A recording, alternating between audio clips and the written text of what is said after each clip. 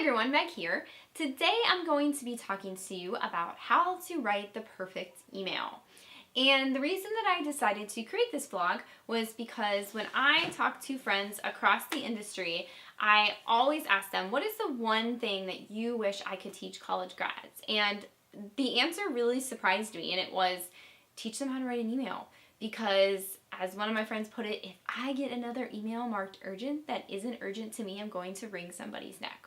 So that is where I'd like to begin our vlog today. I'm going to share some tips with you about how you can be more effective at writing emails, some things to consider before you just fire off an email to someone.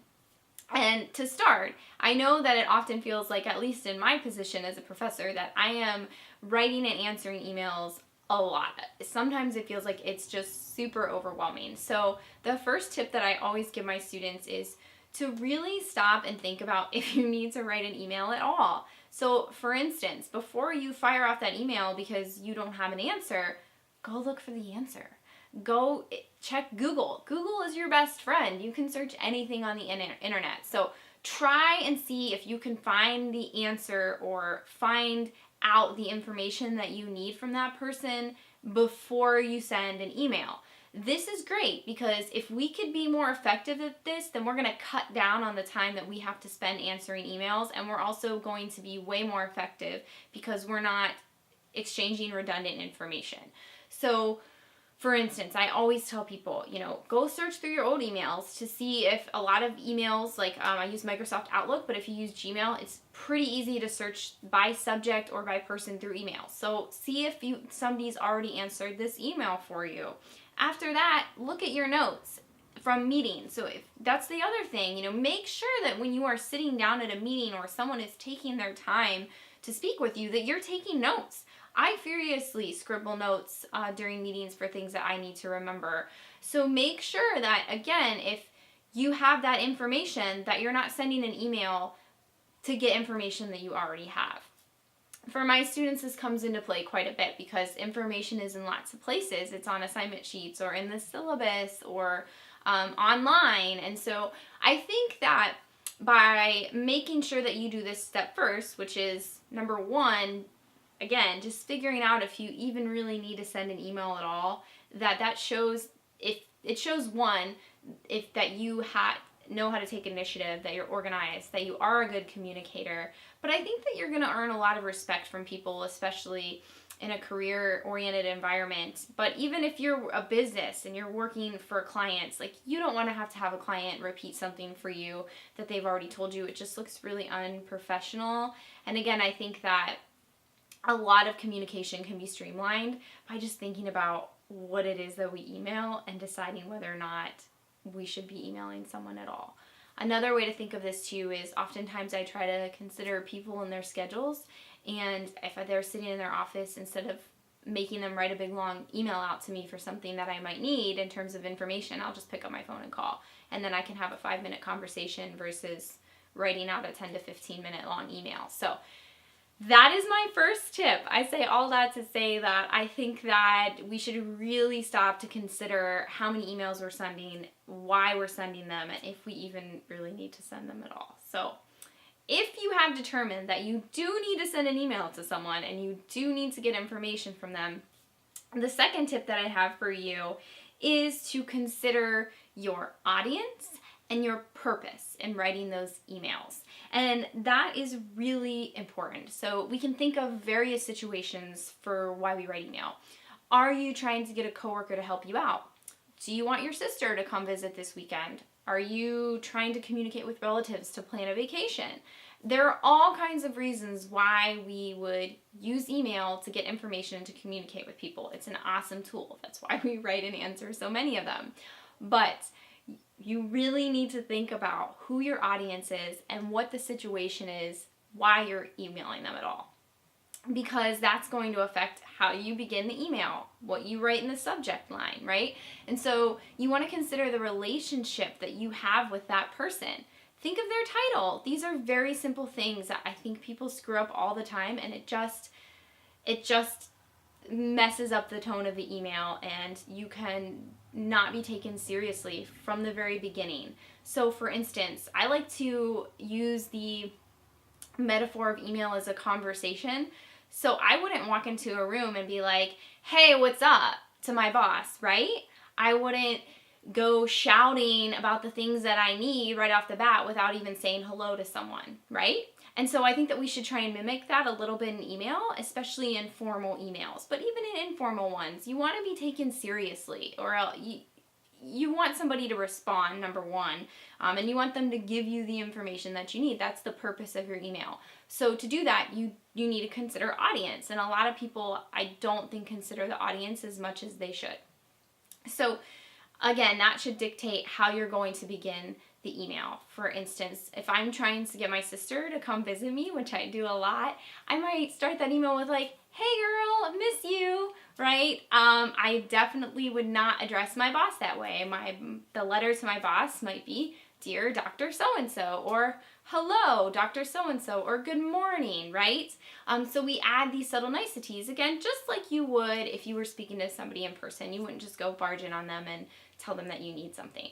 So once you've considered those two things, I think we need to go on to tip number 3 and think about what I like to call, again, a nicety. And that would be, below that initial greeting line, you add something like, hey, hello, I saw hello, Dr. So-and-so. I noticed that your son was the major scorer in the basketball game last night. Congratulations. Or something simple and easy if you don't know somebody. Hey, the weather, hello, so-and-so, I hope you're staying warm. I live in the Midwest. It's really cold right now in the winter. So these are niceties that you can include. And I know that that's a piece of advice that many of you might contest and just say, no, I don't do that. I like to get straight to the point to save people time. I do think that there's a caveat about that if you have a boss or a coworker or a friend who is super straightforward in real life, think about how you adapt the conversation to them, right? Maybe you know with this specific person that there's no chit chat. We'll do the same thing in an email. Don't write a bunch of niceties in there if this is how that person communicates with you. So that's another tip too. Just mimic their conversation style if you can, their writing style in an email. Again, and if this all goes back to purpose, depending on what your purpose is, maybe you want to include a nicety. But I do think that I like to include those things in there because I think it humanizes the exchange a bit. Again, I use the analogy of a conversation. I think that it shows that you care about a person more than just getting an answer from them. And so whether they respond to that or not, I think it's a nice way to communicate. And again, it kind of opens up that email a little more to make it more of a human exchange. So that is tip number 3, right? Yeah. So tip number 4, you do obviously want to be direct in your email. So after you've figured out your audience, your purpose, you've established some nicety, you want to get to the meat of your message. And so this is where I really do think being super straightforward and concise and focused in your writing is important.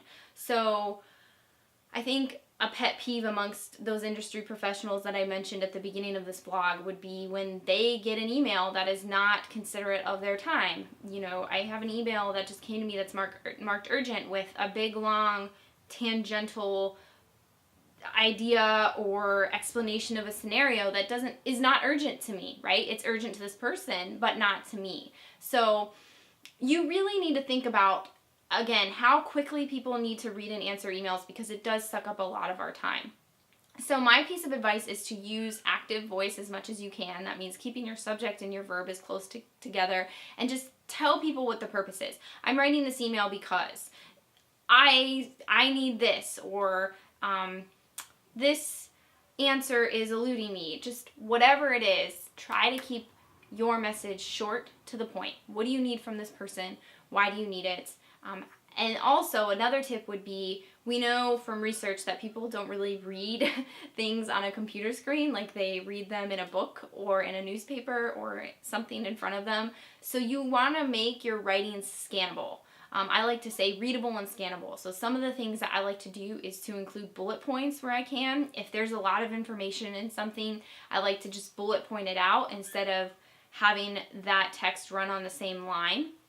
So I can give you an example of this. Oftentimes I send emails out to my students to remind them about what is due with an assignment, and I will write, in your assignment, turn in the following.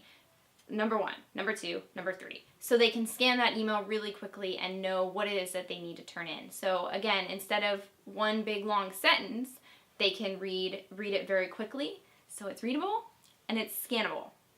Another thing I like to do is bold important information, but you should use that lightly because if there's bold everywhere and italics and underlines, then we don't really know what's important. So use that rule sparingly. I'm sure many of you have seen that. And be careful again. This all goes back to the idea of who is your audience. Something that may be important to you may not be as important to your audience. So think about the tone of that email when you are underlining something or bolding it.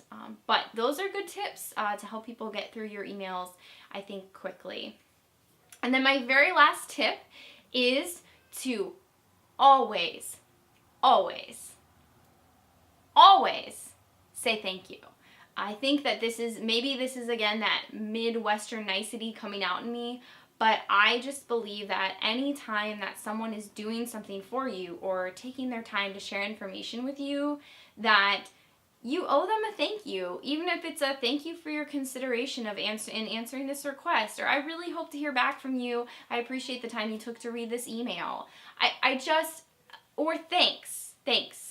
I think that we don't say that enough, and I think that because email, we don't have nonverbal communication, we don't have body language in an email, you really want to work to make sure that you're just simply thanking someone for their time. I just feel like it's respectful and it's kind, and it's going to make you seem or look like, or hopefully that's who you are, be a better person, a nicer person to work with. So before you just, spout off and send that email really quickly, I hope that you think about these 5 tips, that they're helpful to you and that they help all of us become more effective at emails.